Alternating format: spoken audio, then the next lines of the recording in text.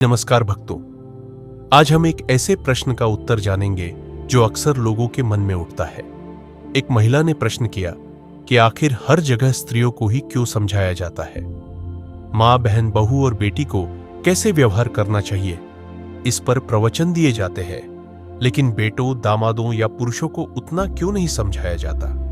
यह प्रश्न सुनने में बिल्कुल उचित लगता है, लेकिन इसका उत्तर भी उतना ही गहरा और जीवन की वास्तविकता से जुड़ा हुआ है।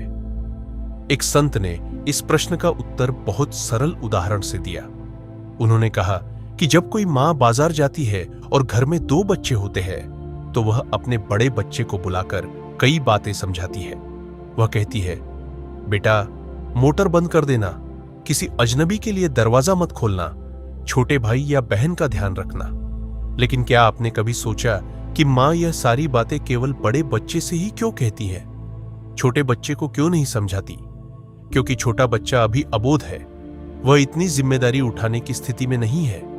मां जानती है कि बड़ा बच्चा समझदार है और घर की जिम्मेदारी संभाल सकता है, इसलिए निर्देश उसी को दिए जाते हैं जिसके कंधों पर जिम्मेदारी होती है। यही बात समाज और परिवार पर भी लागू होती है।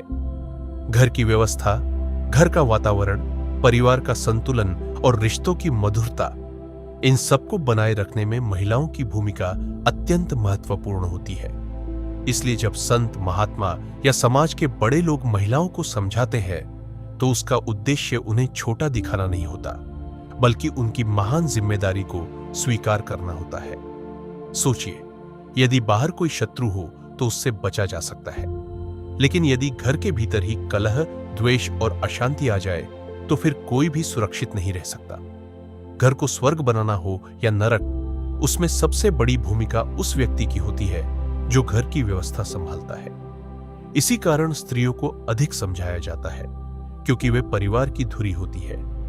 इसका अर्थ यह नहीं है कि पुरुषों की जिम्मेदारी कम है। पुरुषों की जिम्मेदारियां भी अत्यंत महत्वपूर्ण है, लेकिन परिवार के भीतर प्रेम, त्याग, सेवा और संस्कारों का जो वातावरण बनता है, उसमें महिलाओं का योगदान विशेष माना गया है। इसके बाद संत ने व्रत और उपवास की महिमा पर प्रकाश डाला। उन्होंने बताया कि हमारे धर्म में अधिकांश व्रत माताएं और पत्नियां करती है। वे अपने पति, पुत्र और परिवार के कल्याण के लिए उपवास रखती हैं। कई लोग प्रश्न करते हैं कि ऐसा क्यों? इसके पीछे केवल परंपरा नहीं, बल्कि गहरा आध्यात्मिक भाव छिपा है। प्राचीन समय में जब पति व्यापार या किसी कार्य से महीनों के लिए दूर चले जाते थे, तब पत्नी घर में दीपक जलाकर भगवान से उनके सुरक्षित लौटने की प्रार्थना करती थी। वह व्रत रखती थी और पूरे मन से ईश्वर का स्मरण करती थी।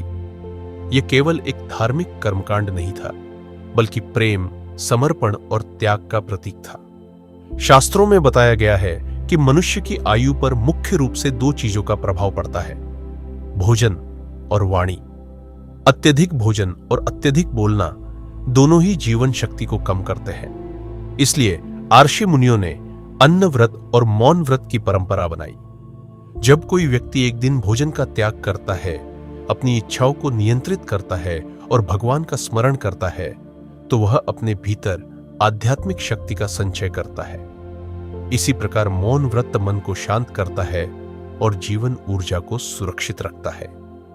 माताएं जब व्रत रखती है तो उनका भाव यही होता है कि भगवान मेरे परिवार को स्वस्थ रखे, मेरे बच्चों की रक्षा करे और मेरे पति को दीर्घायु प्रदान करे। अहोई अष्टमी जैसे व्रत इसी भावना का प्रतीक है। उस दिन मां स्वयं कष्ट सहती है, लेकिन अपने बच्चों के सुख और सुरक्षा की कामना करती है। यही तो मातृत्व की सबसे बड़ी पहचान है, अपने लिए कम और अपने परिवार के लिए अधिक सोचना। इस पूरे प्रसंग का सार यही है कि जिस व्यक्ति पर जितनी बड़ी जिम्मेदारी होती है, उसे उतना ही अधिक मार्गदर्शन दिया जाता है। स्त्रियों को समझाना किसी प्रकार का पक्षपात नहीं है।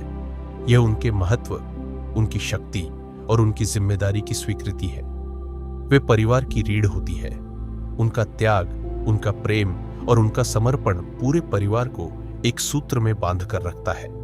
इसलिए जब भी महिलाओं को संस्कार, धैर्य, प्रेम और कर्तव्य की बातें बताई जाती हैं, तो उसका उद्देश्य उन्हें सीमित करना नहीं, बल्कि उनकी महान भूमिका का सम्मान करना होता है। यही इस संदेश का वास्तविक अर्थ है। भक्तों का पथ पर आपका स्वागत है।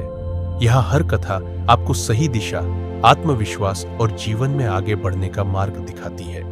अभी सब्सक्राइब करें और बेल आइकन दबाना न भूलें ताकि हर नई प्रेरणा, हर दिशा निर्देश आप तक तुरंत पहुंचे और आप हर कदम पर प्रेरित रहें।